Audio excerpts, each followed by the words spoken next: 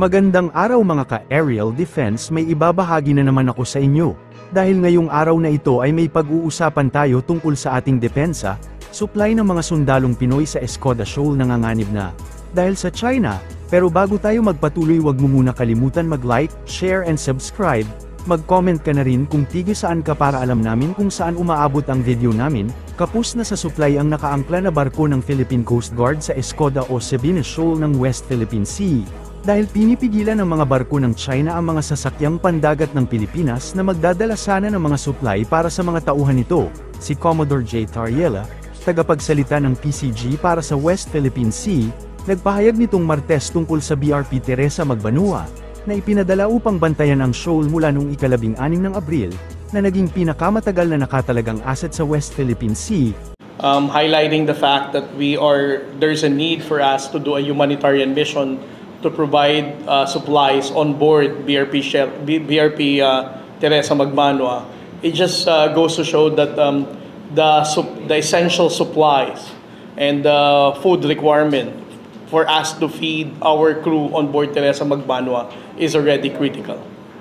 If you're going to look at the behavior of the Chinese Coast Guard, they only started their heightened level of aggression somewhere between second week, third week of August.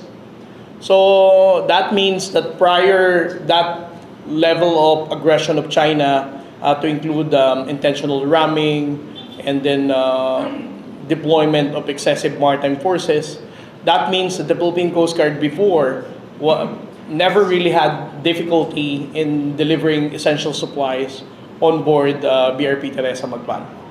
Inamin ni Tariela na talagang mahirap para sa PCG na muling isupply ang BRP Teresa Magbanua. Noong Lunes, may kabuuang 40 barko at barkong pandigma ng China ang deploy noong Lunes sa Escoda Shoal para hadlangan ng resupply para sa BRP Teresa Magbanua. Hinarang ng ilan sa mga sasakyang ito ang mga barko ng PCG na BRP Cobra at BRP Cape Engaño mula sa paglapit upang magpadala ng mga supply nito para sa barko. Ang pinakahuling insidenteng ito ay bahagi ng mga agresibong aksyon ng China sa Escoda Shoal. Noong linggo nagpasabog ng mga water cannon ang mga sasakyang pandagat ng CCG laban sa isang barko ng Bureau of Fisheries and Aquatic Resources. Ang patuloy na deployment ng PCG sa Escoda Shoal ay hindi naging maganda sa China. Bukas ang Pilipinas sa posibleng pagsasagawa ng maritime cooperative activity kasama ang Spain, ito ang ipinaabot ni Department of National Defense Secretary Gilbert Teodoro, sa bagong Spanish Defense Attaché to the Philippines Colonel Santiago Martin Sons, sa introductory call sa DND headquarters sa Camp Aguinaldo, sa pagpupulong ng dalawang opisyal, natalakay ang mga kurso sa Espanya na bukas para sa mga tauhan ng Armed Forces of the Philippines, at iba pang mga oportunidad para sa kooperasyon sa capacity building. Ipinanukala ni Secretary Teodoro ang pagpapalitan ng impormasyon sa military engineering para sa pagpapahusay ng teknikal na kapabilidad ng AFP na rumesponde sa mga sakuna. Nagpasalamat din ang kalihim sa suporta ng Espanya sa Pilipinas sa gitna ng kasalukuyang sitwasyon sa West Philippine Sea, at sinabing bukas ang Pilipinas sa posibleng port call sa bansa ng mga barkong pandigma ng Espanya sa hinaharap. Pinangangambahang magdulot ng miscalculations ang pagdami ng Chinese militia vessels sa Escoda at Iroquois Reef sa West Philippine Sea. Ito ang inihayag ng Philippine Navy matapos maitala ang tripleng bilang ng mga barko ng China sa mga bahurang nakapaloob sa exclusive economic zone ng bansa sa nasabing karagatan. Ayon kay Philippine Navy spokesperson for the West Philippine Sea, Rear Admiral Roy Vincent Trinidad, nakababahala ang biglaang pagdami ng mga barko ng China sa mga nasabing bahura. Kasunod naman ito ng nakitang sira-sirang corals dulot ng pinaghihinalaang massive harvesting na ginawa rito. Batay sa inilabas na datos ng Armed Forces of the Philippines, sumipa sa 40 ang bilang ng Chinese Maritime Militia vessels sa Escoda Shoal mula sa dating 12, habang nasa 17 naman ang namataan sa Iroquois Reef mula sa dating 2. Sa kabuuan, pumalo naman sa 163 ang bilang ng mga barko ng China kabilang na ang mga barko ng People's Liberation Army Navy, China Coast Guard, at Chinese militia vessels mula sa dating 129. Panahon na upang suriin ang Mutual Defense Treaty sa pagitan ng Pilipinas at Estados Unidos, sinabi ni National Maritime Council spokesperson Alexander Lopez noong Miyerkules. Ginawa ni Lopez ang pahayag matapos na mas maagang sabihin ni Defense Secretary Gilbert Teodoro na ang MDT sa pagitan ng Pilipinas at Estados Unidos ay kailangang magkaroon ng mas malawak na saklaw para mas mapigil ang inilarawan niyang tuso na kalaban. Yes, sa akin lang, 1951 pa yung Mutual Defense Treaty. And since then, the strategic landscape has changed so much.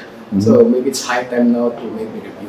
But on the details, again, I defer to the DND for the whatever, kanya pinoprocess yun eh.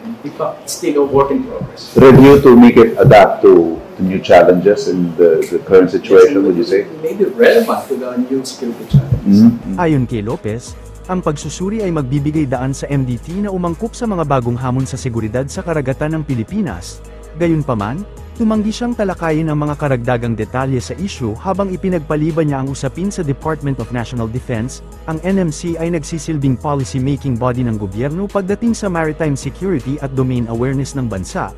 Bukod sa iba pang mga kapangyarihan at tungkulin, lalong tumitindi ang usapan tungkol sa MDT ng Pilipinas sa US sa gitna ng patuloy na pagsalakay ng China laban sa mga barko ng Pilipinas sa iba't ibang bahagi ng West Philippine Sea. Sinabi noong Martes ni Defense Secretary Gilberto Teodoro Jr.